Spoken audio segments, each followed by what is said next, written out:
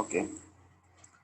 तो कल वाली क्लास का बेटा ये डिस्कशन था हमारा कि प्लेट्यूज हमने सीखे थे। अब मैं एक डायग्राम ये यहाँ पर देखिए कि जब माउंटेन्स इरोड होते हैं, है ना, यानी कि किसी भी रीजन की वजह से, चाहे वो रीजन विंड हो, वाटर हो या एयर हो, तो उनका जो टॉप सरफेस है वो धीरे धीरे धीरे धीरे कम होता जाता है और फिर वो जो उनका टॉप है वो कुछ इस तरह से फ्लैट बन जाता है, फ्लैट जनरेट हो जाता है और फ्लैट टॉप लैंड को ही हम कहते हैं बच्चों प्लेट्यूज।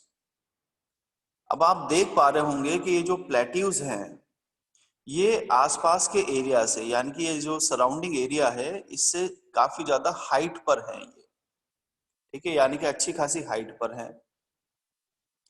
जबकि जो प्लेन्स होते हैं, सामने लिखा हुआ है आपके प्लेन्स, जो बड़े बड़े मैदान दिख रहे हैं आपको, ये इस जगह पर ये पूरे ये एरिया पूरा प्लेन कहलाएगा, ठीक है। ये जितना भी एरिया है ये आसपास की सराउंडिंग से काफी कम है, ठीक है। तो ये एरियाज कहलाते हैं प्लेन, है ना, डायग्राम वाइज मैंने आपको बताया। अब इसको और अच्छे तरीके से हम सीखते हैं।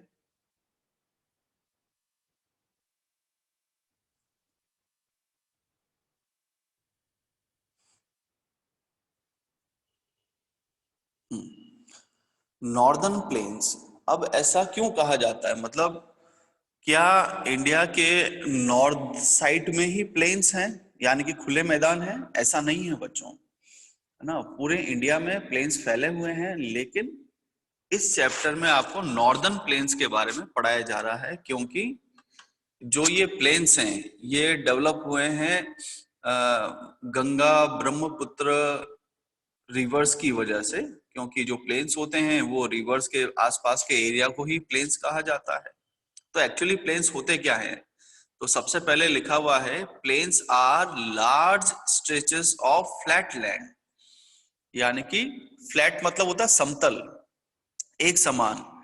तो समतल भूमि जब बड़े बड़े एरिया में फैली हुई रहती है, खुले मैदानों में फैली हुई रहती है, बहुत दूर दूर तक जब समतल जमीन होती है, तो ऐसी समतल जमीन यानी कि फ्लैट लैंड को ही हम क्या कहते हैं बच्चों?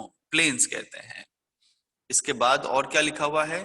दे are generally not more than 200 metres above the sea level, यानी कि ये कोई ज्यादा बड़ी हाइट पर नहीं होते हैं, है ना। जिस जिस तरह से माउंटेन्स की हाइट होती है, प्लेट्यूज की हाइट होती है, प्लेन्स इतनी हाइट पर नहीं होते हैं, है ना। ज्यादा से ज्यादा अगर सी लेवल से हम इनकी हाइट देखें तो ये 200 मीटर से ज्यादा ऊंचे प्लेन्स नहीं होते हैं। फिर सम प्लेन्स आर एक्सट्रीमली लेवल, है ना। एक्सट्रीमली लेवल मतलब अब प्लेन्स भी जरूरी नहीं है कि एकदम फ्लैट ही हो, सबका लेवल एक जैसा ही हो, है ना। प्लेन्स मतलब ढलान की तरह भी हो सकते हैं। जैसे अगर आप कभी हिल स्टेशन पर गए हो, है ना, तो आपने देखा होगा वहां पर बड़े बड़े घास के मैदान एकदम मतलब स्लोपी स्लोपी ढलान रहता है उनका, है ना, वो स्लोपी प्लेन्स रहते हैं। तो इसी वजह से यहाँ कही गई है बात कि जरूरी नहीं है कि प्लेन्स सभी एक जैसे ही हों, है ना, वो स्लोपी भी हो सकते हैं। others may be slightly rolling or undulating.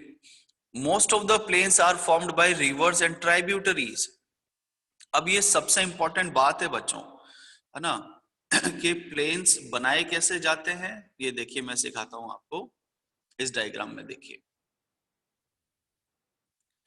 कि जो प्लेन्स हैं वो रिवर्स और उनकी ट्राइब्यूटरीज की वजह से जनरेट होते हैं, है ना। अब ऐसा कैसे? देखो ये 3 स्टेप्स में लिखा हुआ है ये प्रोसेस, है ना। किस प्रोसेस की बात कर रहा हूँ, प्लेन्स कैसे बनते हैं, ये यहाँ पर लिखा हुआ है बेटा प्रोसेस, ठीक है, यहाँ पर ध्यान दीजिएगा। सबसे पहले क्या होगा? रिवर्स इरोड माउंटेन्स, यानी कि इरोजन प्रोसेस होगा जब तेज पानी निकलेगा पहाड़ों से, है ना। पहाड़ों से पानी कैसे निकलेगा, है ना, या तो बारिश हो सकती है या फिर ग्लेशियर्स पिघलने की वजह से हो सकता है। तो जब माउंटेन्स में से रिवर्स निकलती हैं तो अपने साथ में जो भी मिट्टी होती है, कंकड़ होते हैं, पत्थर होते हैं, या माउंटेन्स की जितनी भी सरफेस होती है उसको वहां से हटाती है। हटाने को ही कहते हैं इरोड करना। तो वो अपने साथ में खूब सारे मटेरियल्स को लेकर वहां से निकल जाती है। फिर क्या करते हैं, जहां जहां पर वो नदी जाती हुई रहती है वो सारे मटेरियल्स जो कि उसने माउंटेन से इरोड किए हैं वो नदी के साथ बहते बहते जाते हैं। फिर deposit sand and other minerals. और फिर जिन जिन रास्तों से वो नदी बहती हुई जाती है बच्चों, धीरे धीरे क्या होता है, वो सारे मटेरियल्स उस नदी के आसपास के इलाकों में जमा होते हुए जाते हैं, यानी कि डिपॉजिट होते हुए जाते हैं। तो प्लेन्स की फॉर्मेशन किससे स्टार्ट हुई, इरोजन से। और बने कैसे वो, डिपोजिशन से, है ना। तो इरोजन एंड डिपोजिशन ये दोनों कौन से प्रोसेस हैं, एक्सटर्नल प्रोसेस हैं। तो प्लेन्स की फॉर्मेशन के लिए क्या चीज रेस्पॉन्सिबल हुई, एक्सटर्नल प्रोसेस, ठीक है। पहले रिवर्स ने माउंटेन्स को इरोड किया, फिर जहां जहां पर नदी बहती गई वो उन मटेरियल्स को अपने साथ कैरी करते रहे, और फिर धीरे धीरे उन्हें नदी के आसपास के क्षेत्रों में वो मटेरियल्स डिपॉजिट होते गए।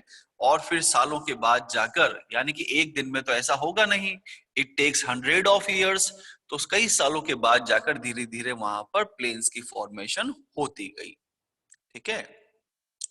तो ये बात मैं आपको सिखाना चाह रहा था यहाँ पर। अब उस मटेरियल में देख लेते हैं, ठीक है।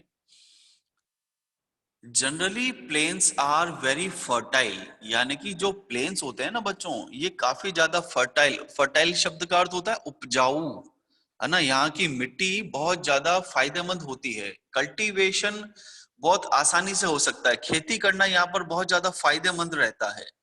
क्यों, क्योंकि इन प्लेन्स को किसने डेवलप किया है, रिवर्स ने। रिवर्स के साथ क्या आए थे, वो मटेरियल्स आए थे जो कि पहाड़ों से निकले थे। पहाड़ों में क्या होते हैं, मिनरल्स होते हैं। तो वो पहाड़ों की मिट्टी, कंकड़, वो सब बनकर प्लेन्स तैयार हुए हैं। तो इस वजह से नदियों के पास जो ये प्लेन्स बने हैं, इन प्लेन्स की मिट्टी भी क्या होगी, फर्टाइल होगी। और यहाँ पर अगर हम खेती करेंगे तो जो कल्टीवेशन होगा, जो क्रॉप प्रोडक्शन होगा, वो भी बहुत ज्यादा अच्छा होगा। इसके अलावा प्लेन्स का और क्या फायदा है, construction of transport network is easy. Transportation क्या होता है बच्चों, आने जाने के साधन, है ना। एक किसी भी व्हीकल को बच्चों पहाड़ पर लेकर जाना और एक खुले मैदान में, खुली सड़क पर लेकर जाना, प्लेन सड़क पर लेकर जाना, दोनों में फर्क है ना। कहां पर डिफिकल्टी आएगी हमें ट्रांसपोर्टेशन को लेकर जाने में, माउंटेन्स में, ठीक है। क्योंकि माउंटेन्स में रास्ता आसानी से नहीं बनाया जा सकता। आप कभी भी हिल स्टेशन पर जाकर देखिएगा तो जो सड़क बनी हुई रहती है उसके एक तरफ पर वैली होती है और एक तरफ पर माउंटेन रहता है। और वो जो रोड्स बनाए गए हैं वो भी बहुत मुश्किल से बनाए गए हैं, पहाड़ों को काट कर। इसलिए कहा जाता है कि ट्रांसपोर्टेशन जो होता है उसे प्लेन्स में आसानी से डेवलप किया जा सकता है, ट्रांसपोर्टेशन नेटवर्क को, as compare to mountains. Thus, these plains are thickly populated regions of the world. Thickly populated word का मतलब क्या होता है बच्चों, थिकली पॉपुलेटेड का मतलब होता है कि जहां पर ज्यादा जनसंख्या रहती है उसे कहते हैं थिकली, और जहां पर कम लोग रहते हैं उसे कहते हैं थिन। थिक का मतलब क्या होता है बेटा, वैसे तो होता है इंग्लिश में मोटा, और थिन मतलब होता है पतला, लेकिन हम यहाँ पर थिक से क्या समझेंगे, मोर से, और थिन से क्या समझेंगे, लेस से। तो प्लेन्स होते हैं बेटा थिकली पॉपुलेटेड। क्यों होते हैं थिकली पॉपुलेटेड, क्योंकि यहाँ पर मकान बनाना आसान है, खेती करना आसान है, ट्रांसपोर्टेशन ले जाना आसान है ना। जो जरूरत की चीजें हैं वो बहुत आसानी से पहुंचाई जा सकती है, इलेक्ट्रिसिटी को पहुंचाना बहुत ज्यादा आसान है। इसलिए जो प्लेन्स होते हैं वहां पर ज्यादातर लोग अपना मकान बनाना और रहना पसंद करते हैं। Some of the largest plains made by the rivers are found in Asia and North America. यानी कि एशिया और नॉर्थ अमेरिका में विश्व के सबसे बड़े प्लेन्स जो कि नदियों के द्वारा बनाए गए हैं वो देखे जा सकते हैं। जैसे एशिया में गंगा और ब्रह्मपुत्रा ने जो प्लेन्स बनाए हैं वो सबसे बड़े हैं। इसके अलावा चाइना में एक रिवर है यांगजे, है ना। तो यांगजे, जिस तरह से गंगा और ब्रह्मपुत्र भारत की नदियां हैं, उसी तरह से यांगजे चाइना की रिवर है और उसके थ्रू भी प्लेन्स की फॉर्मेशन की गई है। ठीक है बच्चों। अब प्लेन से हमें क्या क्या फायदा मिलता है इसके बारे में बात कर लेते हैं। तो पहली लाइन में लिखा हुआ है, plains are the most useful areas for human habitation. Habitation मतलब होता है किसी भी जगह पर रहना, अपने आप को डेवलप करना। तो मनुष्य कहां पर रहना पसंद करेंगे? प्लेन्स में रहना पसंद करेंगे, क्योंकि प्लेन में उन्हें बहुत ज्यादा फायदे की चीजें मिलती हैं। There is a great concentration of people as more flat land is available for houses as well as for cultivation. Great concentration, concentration मतलब ज्यादातर लोग प्लेन खुले मैदानों में पाए जाते हैं, क्योंकि खुले मैदानों में घर बनाना और खेती करना दोनों आसान होता है। Because of the fertile soil, the land is highly productive for cultivation. यानी कि उपजाऊ मिट्टी, जो फर्टिलिटी होती है, उसकी जो फर्टिलिटी है वो प्लेन्स की बहुत ज्यादा होती है, वहां की सॉइल की, प्लेन्स की सॉइल की। इसलिए जब इन जगहों पे हम कल्टीवेशन करते हैं तो क्रॉप प्रोडक्शन बहुत ही ज्यादा होता है। और इंडिया में जो इंडो गैंगटिक प्लेन्स हैं, इंडो गैंगटिक प्लेन्स मतलब जो इंडस, ब्रह्मपुत्र और गंगा के नदियों के द्वारा बनाए गए प्लेन्स है, उन्हें इंडो गैंगटिक प्लेन्स कहा जाता है। They are most densely populated regions. अब डेंसली वर्ड का मतलब क्या होता है? डेंस वर्ड का मतलब होता है बच्चों कि जहां पर ज्यादातर लोग रहते हैं उन्हें डेंस कहा जाता है। ठीक है, जहां पर मैक्सिमम पॉपुलेशन रहती है, दैट एरिया इज डेंस, है ना। डेंस मतलब घना। तो प्लेन्स घने एरियाज होते हैं, क्योंकि यहाँ पर मैक्सिमम लोग रहना पसंद करते हैं।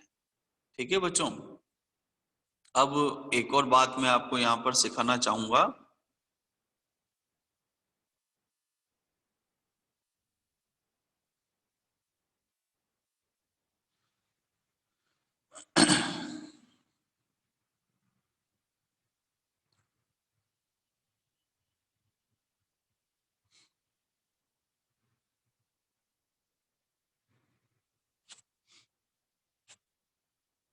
प्लेन्स के बारे में हमने पढ़ा, माउंटेन्स के बारे में पढ़ा, प्लेट्यूज के बारे में पढ़ा, है ना। अब एक और चीज है जो मैं आपको यहाँ पर सिखाना चाहूंगा बच्चों, वो है लैंडफॉर्म्स एंड द पीपल। ठीक है। अब लैंडफॉर्म्स एंड द पीपल, किसी भी लैंडफॉर्म पर किस तरह के लोग रहना चाहेंगे, है ना, वो डिपेंड करता है बच्चों उस एरिया के एक्सेस पर, है ना।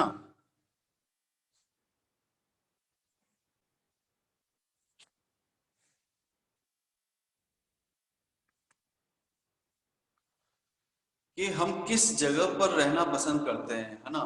माउंटेन्स में रहना पसंद करते हैं या प्लेन्स में रहना पसंद करते हैं, ये सब कुछ डिपेंड करता है हमारे को वहां से मिलने वाली सुविधाओं के ऊपर, है ना। माउंटेन्स, ऐसा नहीं है कि माउंटेन्स में भी लोग नहीं रहते हैं, लेकिन माउंटेन्स की कुछ परेशानियां होती हैं, है ना। क्या दिक्कतें होती हैं? देखो, माउंटेन्स में जो वाटर वगैरह होंगे बच्चों, उन्हें इतनी आसानी से एक्सेस नहीं किया जा सकता है। ठीक है। तो माउंटेन्स के ऐसे बहुत सारे डिसएडवांटेज होते हैं, जैसे वहां पर ट्रांसपोर्टेशन आसानी से नहीं पहुंचाया जा सकता है, खाने पीने की चीजें आसानी से नहीं पहुंच सकती हैं। ठीक है। रिवर्स तो होती हैं, लेकिन पीने के पानी की वहां पर काफी ज्यादा दिक्कत हो जाती है। ठीक है। इलेक्ट्रिसिटी की प्रॉब्लम रहती है, खुले मैदान वहां पर बच्चों नहीं मिल पाते हैं, इसलिए क्रॉप प्रोडक्शन को आसानी से नहीं किया जा सकता है। इसलिए, है ना, रह तो सकते हैं हम माउंटेन्स में, लेकिन ये ज्यादा अच्छे तरीके से कहां पर हो सकता है? प्लेन्स में हो सकता है। अब जब हम प्लेन्स में रहते हैं, तो प्लेन्स में रहने पर ज्यादा अगर जनसंख्या प्लेन में रहेगी तो प्लेन के आसपास के एरिया में नुकसान भी होगा। किस तरह का नुकसान होगा? क्योंकि अगर प्लेन्स में ज्यादातर लोग रह रहे हैं तो वो काम कहां पर करेंगे? है ना, उन्हें जॉब की रिक्वायरमेंट होगी। जॉब के लिए क्या होना जरूरी है, आसपास किसी इंडस्ट्री का होना जरूरी है, किसी उद्योग का होना जरूरी है जहां पर उन्हें रोजगार मिल सके। तो जितना ज्यादा किसी एरिया पर लोग रहते चले जाएंगे उतना ही ज्यादा उस एरिया का नुकसान होता चला जाएगा बच्चों, है ना। अगर हम जरूरत से ज्यादा किसी भी एरिया को एक्सप्लॉइट करते हैं, एक्सप्लॉइट करना मतलब शोषण करना, है ना। जैसे अगर हम किसी एरिया में तो रहते हैं लेकिन हम पर्यावरण को नुकसान पहुंचा रहे हैं, एनवायरनमेंट को नुकसान पहुंचा रहे हैं, है ना, या फिर कॉलोनीज को डेवलप किया जा रहा है आसपास के जंगलों को काट के, पेड़ों को काट के, है ना, खेतों को खत्म करके, तो कहीं ना कहीं हम इससे क्या कर रहे हैं, एनवायरनमेंट को नुकसान पहुंचा रहे हैं। एज वेल एज जितनी ज्यादा पॉपुलेशन होगी उतनी ज्यादा व्हीकल्स बढ़ेंगे, है ना।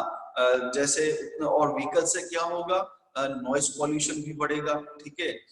जितनी ज्यादा इंडस्ट्रीज होगी उन इंडस्ट्रीज से निकलने वाला वेस्ट वो भी नदियों में अगर छोड़ा जाता है तो उससे जो वाटर पॉल्यूशन होगा वो जनरेट होगा।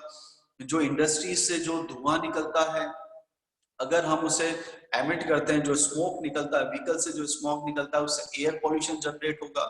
तो कहना हम ये चाहते हैं बच्चों कि हमें जिस भी सराउंडिंग में रहना है उस सराउंडिंग में रहते हुए हमें ये बात ध्यान रखनी चाहिए कि हमें एनवायरनमेंट का भी ध्यान रखना है और साथ साथ एनवायरनमेंट को और कैसे सेव किया जा सकता है ना, इसके बारे में भी सोचना चाहिए हमें।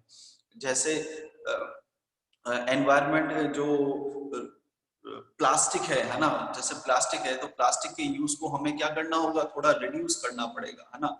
कई ऐसी चीजें होती हैं जिन्हें दोबारा से रिसाइकिल किया जा सकता है, तो हमें रिसाइकलिंग के बारे में भी सोचना चाहिए, ठीक है।